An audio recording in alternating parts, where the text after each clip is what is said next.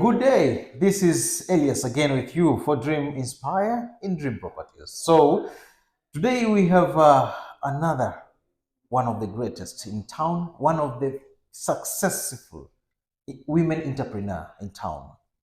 You have heard about Sandra Bullock, I believe, but this is Rosa Bullock. So please, Rosa, welcome to the show. Thank you very much, Elias. And what an introduction. I wish I was Sandra Bullock. Yeah, so this is Rosa Bullock, and we'll be with her discussing about the journey mostly, what she did and what she has done from the time when she was here in Dubai for many years and till today. Please be with us. Rosa, let us start with you. You have been here in Dubai for a long time. Do I have to start with Societe first of all, or do I have to start the love of Dubai within you? Well, I guess the love of Dubai brought me here. Mm-hmm. However, Societe is mainly what I'm known for, other than being a wife, a mother, and all of those other things these days. But yeah, it's a milestone year for me now. So 10 years in Dubai is this year's milestone. And Societe started after I'd been here about a year. So I first came on holiday here, actually, 10 years ago this month, so June. Came out here, and even before I put my footprints down on the sand, I decided I loved it. Because my friend that I was coming to see said to me, "How are you excited?" And I said, "Oh God, no, I'm a bit scared actually." And he said, "You're just scared, you're going to love it." And he was absolutely right. So even before I came out here, I'd actually applied to do Emirates cabin crew. Wow. I don't know why. Only because I was that little bit older. So my dad kind of said, "Shouldn't you have done that after uni or before uni, or like, well, what are you doing? You have a career." So I actually didn't get into Emirates back then because I have a tattoo. I think they're a bit more lenient these days. Yeah. Okay. So they said I had to get it removed and come back next year for the next round. But actually it was a blessing in disguise. So I came out to the region, worked for, I call it my stepping stone job. I don't have many amazing things to say about it, unfortunately. But it taught me what I needed to know in order to then have a period of time where I was doing freelance work and then start the company. Wow. Yeah. Wow. So the journey of you starting that company, how was it? That easy or that hard in Dubai? Starting the company was actually quite hard. So I started in one free zone and then restarted again a year later. All of my profits from year one, I used to close down the other company and then start in DMCC where I now sit. Okay. So easy, I wouldn't say it was, and certainly not back then. Things have changed a lot. Licenses seem to me to be more fluid. I've stayed with DMCC the whole time. Okay. But no, it wasn't that easy. But I knew it needed to be done. It needed to be done because I'd come to the region, worked for the Stepping Stone company, but also done my market research and saw how people were doing comms, how people were dealing with clients, what their approach was to our industry. And what I knew, had learned at university and had experienced working for my parents' businesses and also my previous job before I came here, I knew that I needed it to be done in a different way for it to be ethical to me. So it was important. Okay.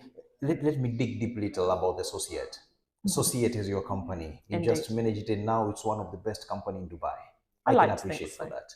And you're doing automotive, there is technology, and there is PR within, and communication, something like that ahead.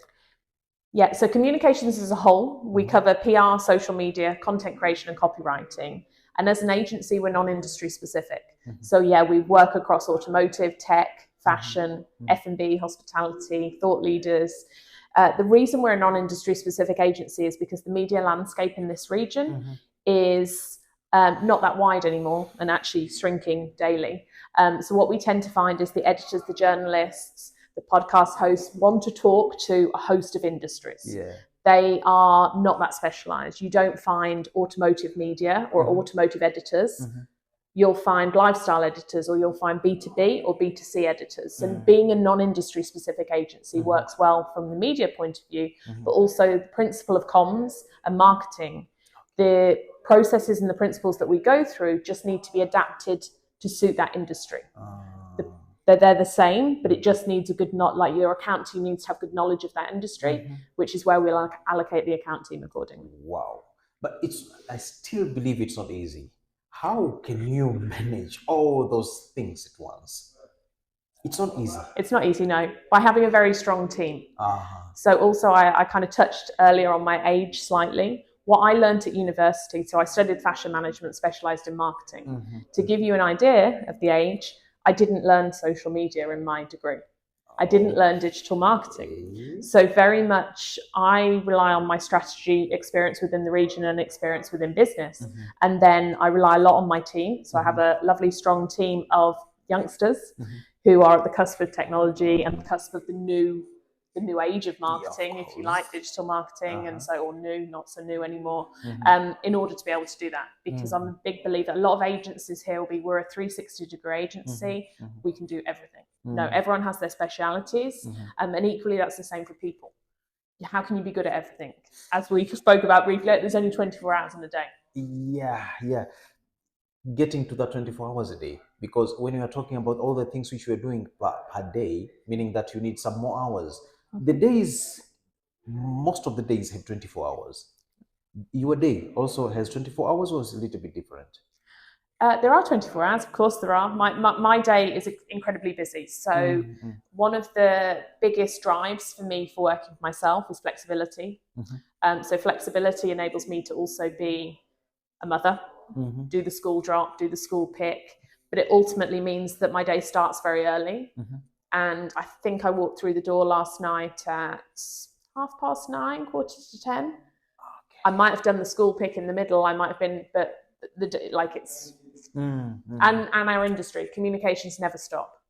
Crisis comms, social media, you can message a brand whenever you want to. You expect, as the customer, a reply normally. Whenever. That's hardworking.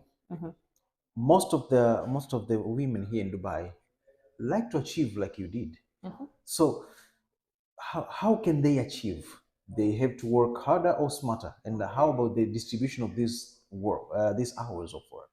Yeah, indeed. I guess there's no one size fits all with this. Technology enables us to work smarter.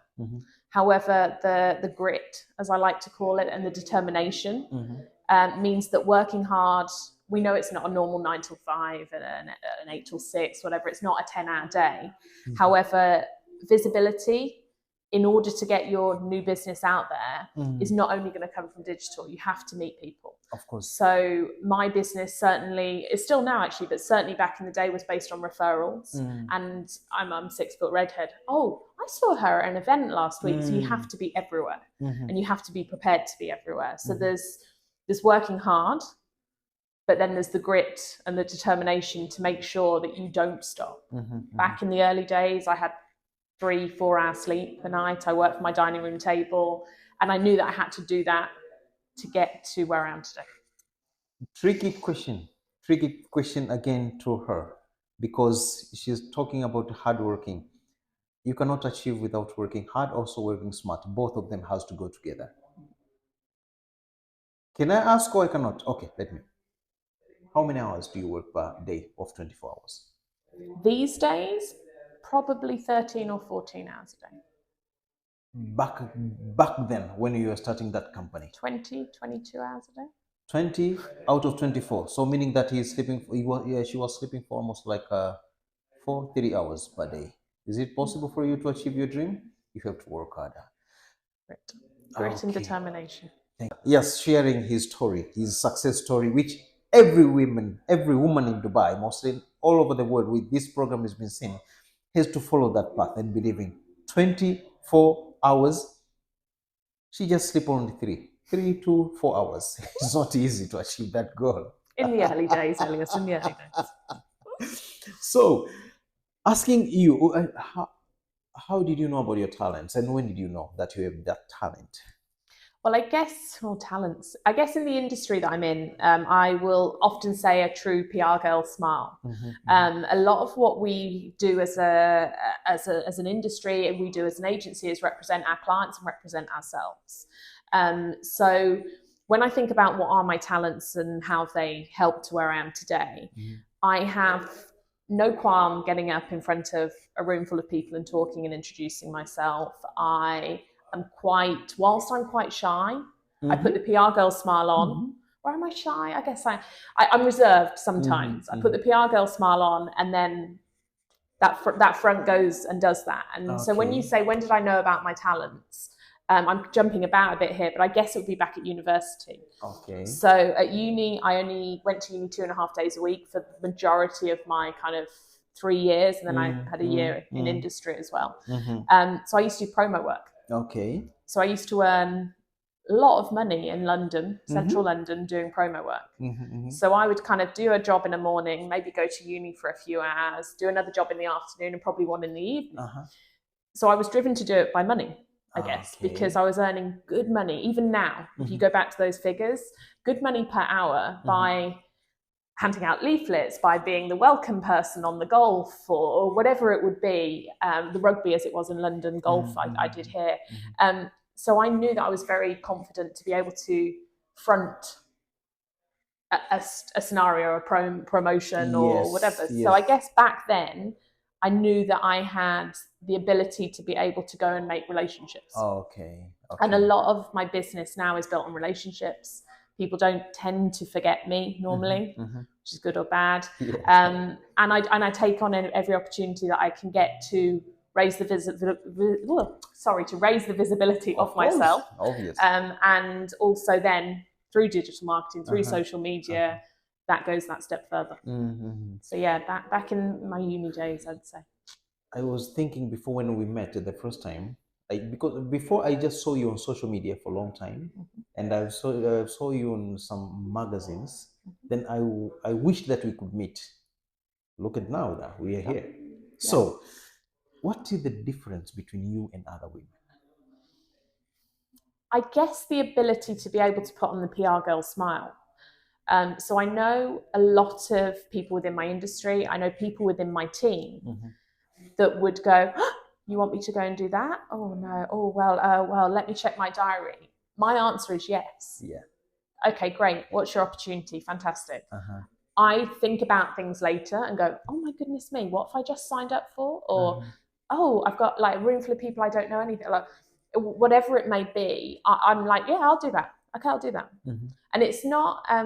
It's about being confident in scenarios. I guess I can talk to anybody. I don't struggle with chit chat, and I don't like it even to be chit chat. I like to have meaningful conversations. Okay. And alongside that, I really enjoy helping people, which also sometimes works to the detriment of my business. Commercially, I probably help too many people when I look at my numbers and things. But I enjoy sitting down and helping people. So that coupled with being genuinely interested in them, happy to go out and network, happy to do most things that are thrown at me, I'll put it out there. I would say that's what makes me different. Wow, that's the difference with others. We were just having a chat before today, and you show me your phone with unanswered, like 98 to 99 messages. You need some help from someone, I think, who could be doing replying your messages, right? Yeah. You need somebody like that, because as I told you, the same to me happen every day, because I receive more than 1,000 messages. But I have some team to just help me on social media together with the replying of messages. Do I have to offer one person to deal with that? Because 98 messages, that's a mess. Yeah, I'm currently actually just between PAs at the moment. Yes, I'm struggling. But also I think because work's done on WhatsApp here, it's hard. So yeah, I do. Sign up. Okay, thank you. I have an offer. I have an offer to her. I just give one person that will be helping her replying all the messages, because for me it's easy. There is someone who is helping on replying also in social medias, but for her, she wants to do everything as her own. As the woman, as she's telling us, this is the woman of the kind. His own, has own kind. So, have you ever failed in your life? Yes, of course, many times, many times. Drop to the rock bottom and then come back again? Well, I think COVID did that for most of us. Okay, many. Many of us, yeah. Also, when I would put it back to failing when I first moved to Dubai, actually, and I'll touch on it very briefly. The stepping stone job that I mentioned, actually, I ended up with court cases against me. So my fantastic move to Dubai, which everyone in the UK was like, oh, you're moving to the Middle East, which 10 years ago, the perception of the Middle East to those that hadn't been here, weren't as educated maybe, was like, wow. And then it all went kind of horribly wrong for me. when I first got here. Okay. However, I was always in the right. I won all of my court cases 3 times. During that period of time, I did freelance work. So I started to do bits of promo work again in events, and I started to build my network. And that's where Associate was born. So that would be the first time, certainly in my Dubai story, that everything went wrong. And the other one was COVID.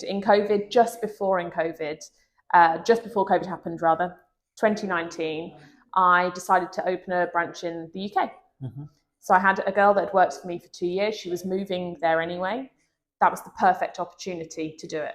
Now, 2 things didn't help that. One was COVID, but also I quickly realised that the PR girl needed to also be on the ground in the UK to help build that business. Okay. So even if COVID hadn't happened, we ended up facilitating the Dubai clients, but from a London office. So I'd say that was failing a little bit. Partly timing, but also the business here was built with me. I need to be there to build the business there. And I couldn't dedicate that time because then my daughter was a lot younger as well. What pushes you to get out of that rock bottom failure? That determination and grit, really. I've never been one not to want to fail. No one wants to fail, but that will accept failing. And I'll give a really silly example. Okay. I have older brothers. They're both kind of 14 years older than me. So they used to collect me from school. My one brother used to collect me from school and help me with my homework.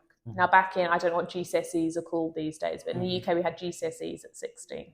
So Adrian used to help me with my maths homework. One day, I don't know, we'd had a bit of a tiff. We were rowing anyway. And he turned to me and he went, "You'll be lucky if you get a C." And I'm the kind of girl that turned around and went, "Watch me get an A." What did I get? An A. So you tell me I can't do something, you think, "Oh, is that a good idea, Rosa? That's more likely to make me go and do it." That's my personality. Thank you, Rosa. Looks like I have a lot to ask you, and you have a lot to share with us. Allow us to invite you next time, because there is a piece which it's not covered today. Okay. Do we have that opportunity to you? Of course, I'd be welcome. Thank you so much. I told you before that, you know Sandra Bullock. This is Rosa Bullock, the CEO of one of the best company in Dubai and successful company in Dubai, Associate. We were with her today and share her story concerning the life journey in Dubai, mostly because most of the time we were talking about Dubai success, how to success in Dubai, how to be successful in Dubai. Thank you so much for your time, and don't forget to subscribe, and don't forget also to just like and view this podcast. We will have more and much more to come for you. This is Elias for Dream Inspire and Dream Properties. Please let us have a good time. Enjoy your watching. Thank you, Alice. Thanks. Thank you. All good? Oh.